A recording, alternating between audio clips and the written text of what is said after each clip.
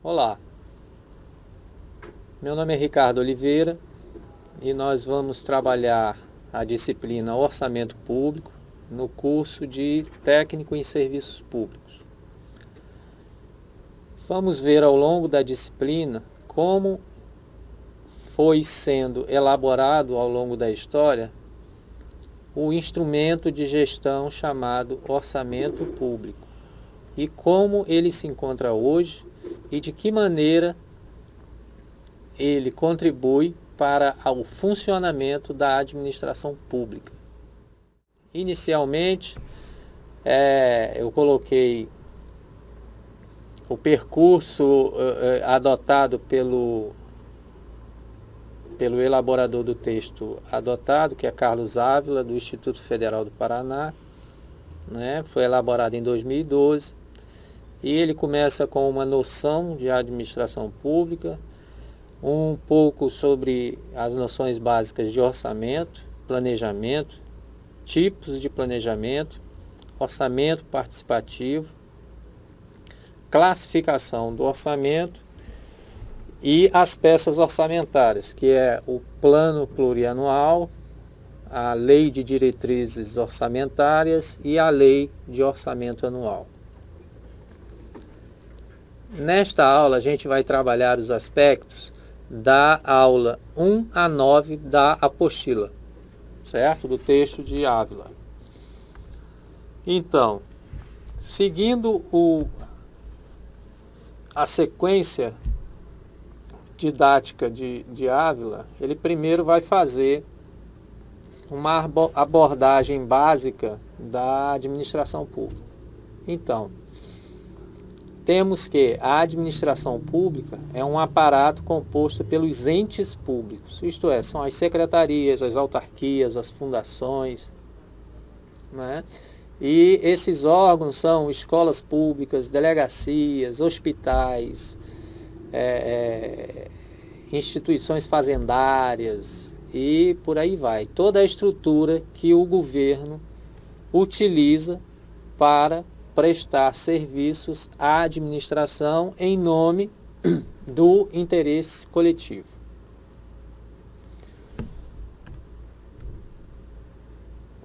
O Estado e a administração pública é composto por 3 poderes básicos e independentes, né? Que é o poder legislativo, que vai regular a relação entre as pessoas, o poder executivo, que vai prestar serviços públicos no interesse do bem-estar coletivo, e o judiciário, que irá decidir os conflitos, né, surgidos na relação entre as pessoas com base na lei, né? Então, legislativo, executivo, judiciário. A estrutura institucional da administração pública é dividida em esferas de governo, que é a União, os estados e os municípios. Então, na União, nós temos níveis hierárquicos de comando, que é a presidência na União, os ministérios, as secretarias e as demais frações organizacionais. No Estado e no Distrito Federal, nós teremos a governadorias, as secretarias e demais frações. Na administração municipal, as secretarias municipais, subsecretarias e outras frações. Também temos a administração indireta, né?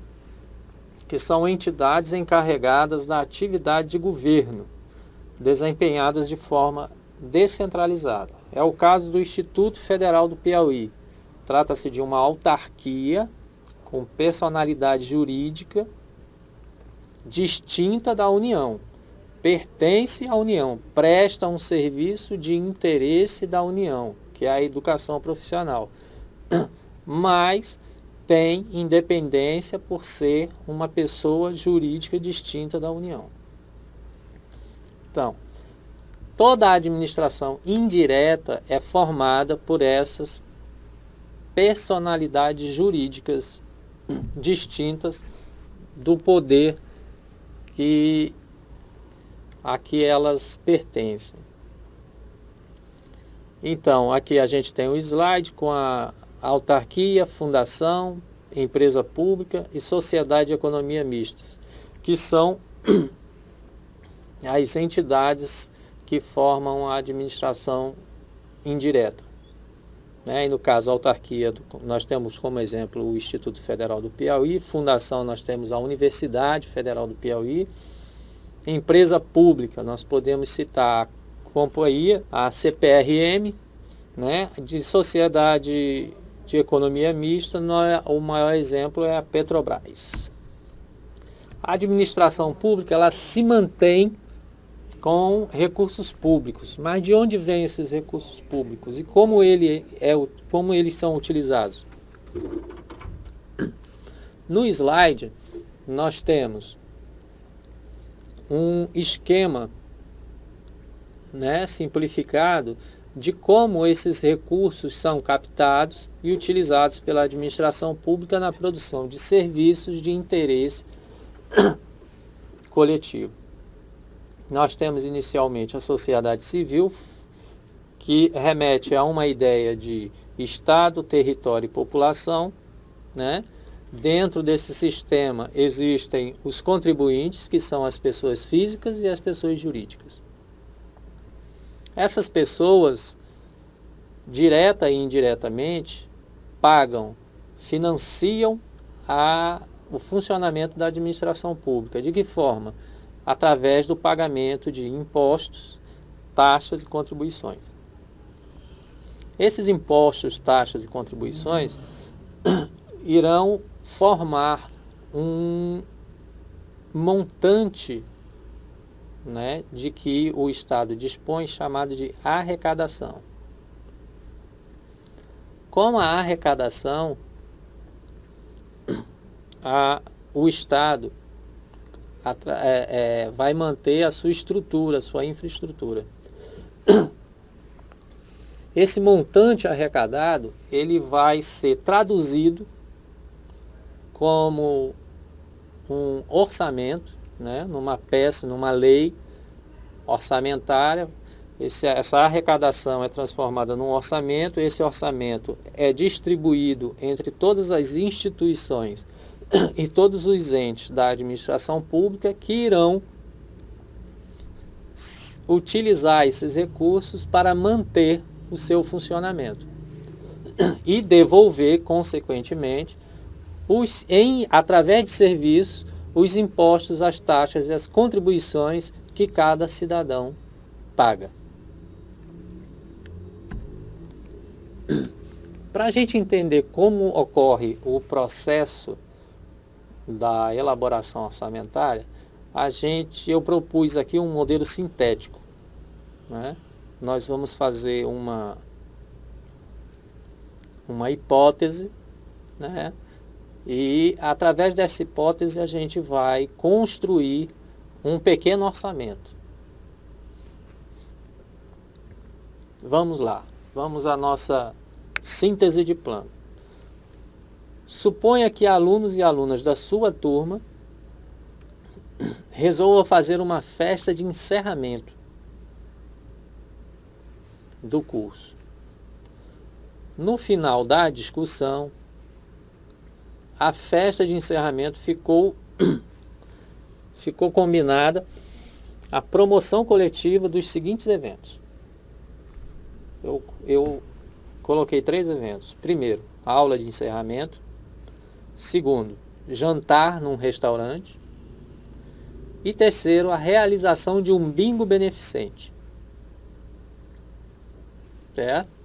Então, a partir da discussão coletiva dos alunos e das alunas da sua turma, chegou-se ao consenso de realizar 3 eventos. Aula de encerramento, jantar no restaurante qualquer e a realização de um bingo beneficente.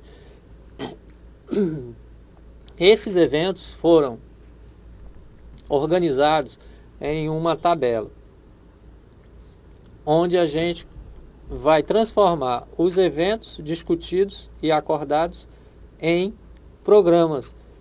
E esses programas serão subdivididos em ações.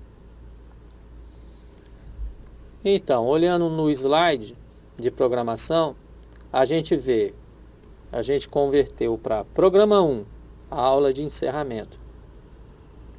Dentro da aula de encerramento, nós temos a ação 11, que é a decoração do ambiente, da sala de aula. Ação 12, coffee break. E ação 13, brindes para a equipe do polo de ensino.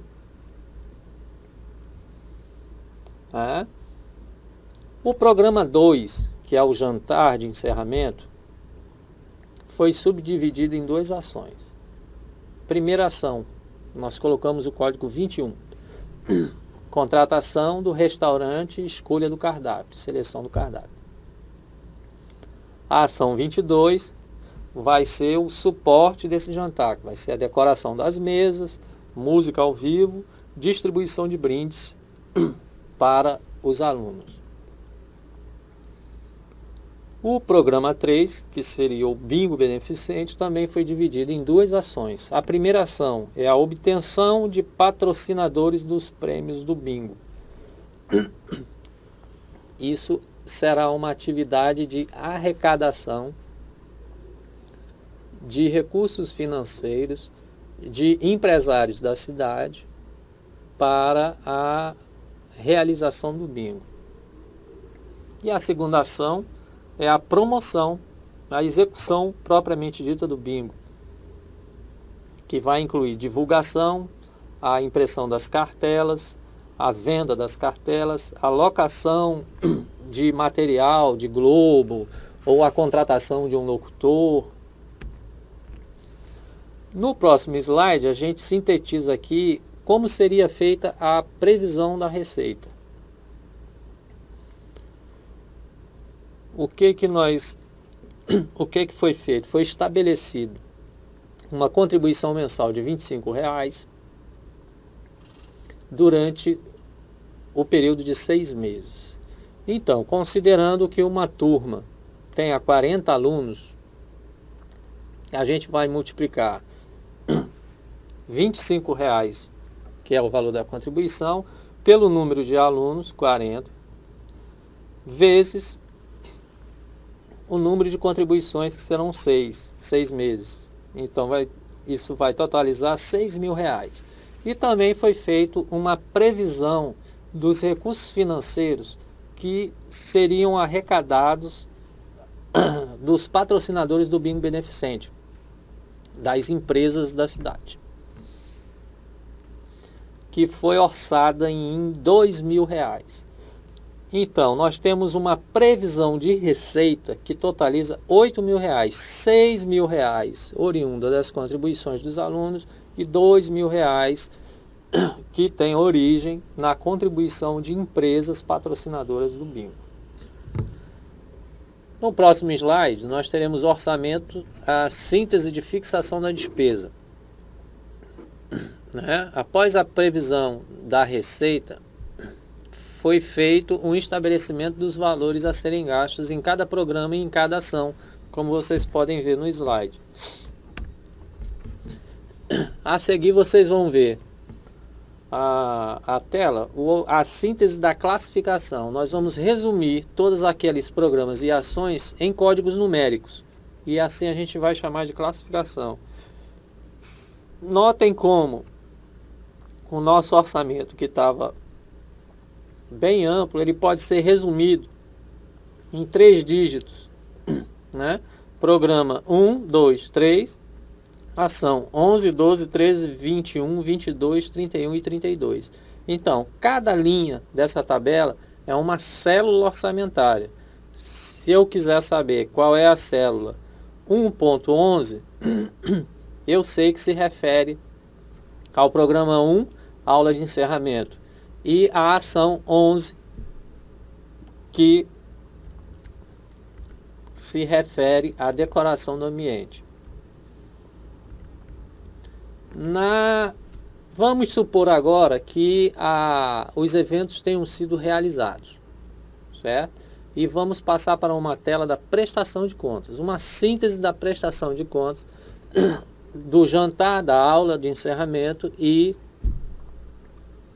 do bingo beneficente. Então, a prestação de contas nos traz contribuições mensais arrecadadas, R$5.000. Patrocínios angariados, 1.500. Como a gente pode notar, nem as contribuições, nem o patrocínio atingiram a previsão, certo? A contribuição era 6 e foi realizado 5, e o patrocínio era 2.000, foi realizado 1.500.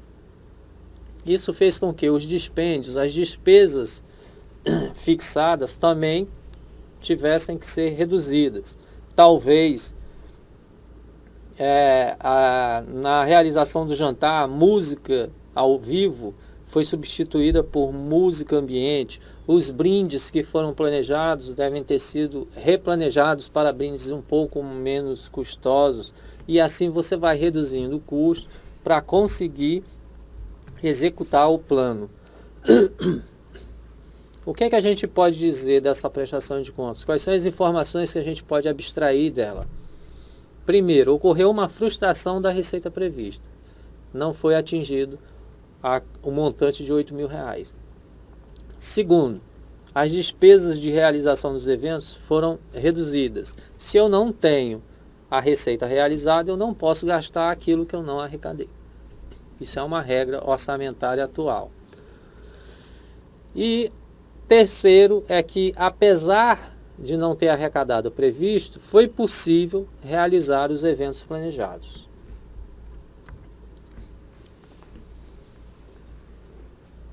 Existem algumas noções básicas, alguns princípios básicos que estão inseridos nessa nossa simulação, nessa síntese de um orçamento. A primeira delas é que o orçamento em si, o plano, as prioridades e as despesas, elas são frutos de um consenso político, certo? O segundo aspecto interessante é que o orçamento, essas peças orçamentárias, elas vão registrar qual é o programa de governo de uma determinada gestão. Terceiro, ela vai demonstrar, ela não vai só prometer, eu vou fazer isso, vou fazer aquilo outro. Não, ela vai ter que demonstrar quais são as origens dos recursos e como esses recursos serão aplicados.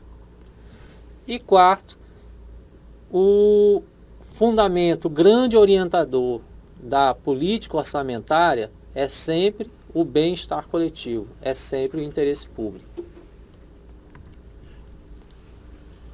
Bem, agora vamos para uma definição, né, de orçamento público. Aqui eu adotei a citação da apostila, né, que diz: é um instrumento que dispõe o poder público em qualquer de suas esferas para expressar em determinado período de tempo seu programa de atuação, discriminando a origem e o montante dos recursos a serem obtidos, bem como a natureza e o montante dos dispêndios a serem efetuados. O orçamento não é nada mais do que isso. Eu vou demonstrar, primeiro eu vou mostrar o que eu pretendo fazer e demonstrar de onde eu vou tirar esses recursos, de onde eu vou tirar o recurso financeiro orçamentário e como eu irei aplicar esses recursos. De certo momento histórico para cá, o planejamento da atividade pública passou a ser um imperativo, especialmente num estado democrático de direito. Né? Então, hoje, a gente tem que primar pela transparência da atuação da autogestão. E o orçamento, as peças orçamentárias, a legislação orçamentária, ela vem de encontro a essa necessidade de transparência, publicidade dos atos da autogestão. Então, também retirei a citação de planejamento, né, uma definição de planejamento,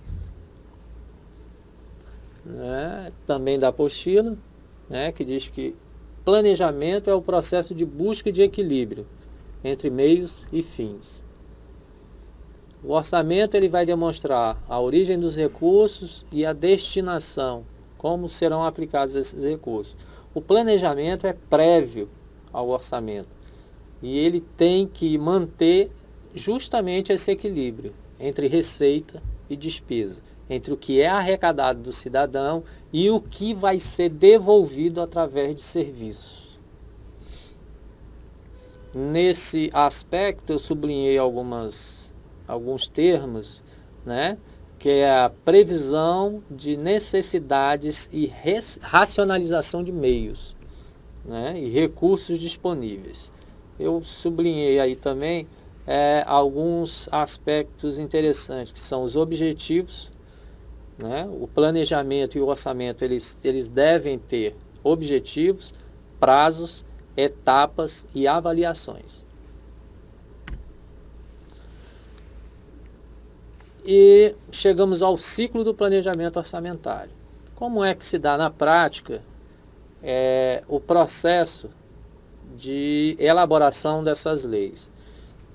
Inicialmente é elaborado o plano de médio prazo, que é o PPA, o plano plurianual, que ele tem vigência de 4 anos, né, e estabelece quais são as ações que serão desenvolvidas durante uma gestão de governo. Ele começa, o PPA ele deve ser elaborado no primeiro ano de mandato, né, de um agente político, presidente da República, governador de estado ou prefeito. Durante o seu primeiro ano de mandato, ele vai funcionar ainda com o orçamento do gestor anterior. E ele vai elaborar o dele, que vai começar a ser implantado no segundo ano de mandato. Então, o primeiro ano do PPA é o segundo ano de mandato. E o último ano do PPA de um prefeito, ou de um governador, ou de um presidente, será o primeiro ano da gestão seguinte. No slide vocês vão ter uma ideia. Então, nós temos o plano plurianual, a lei de diretrizes orçamentárias e a lei de orçamento anual. Uma estabelece as ações, outra as prioridades e a outra prevê a receita e fixa os gastos.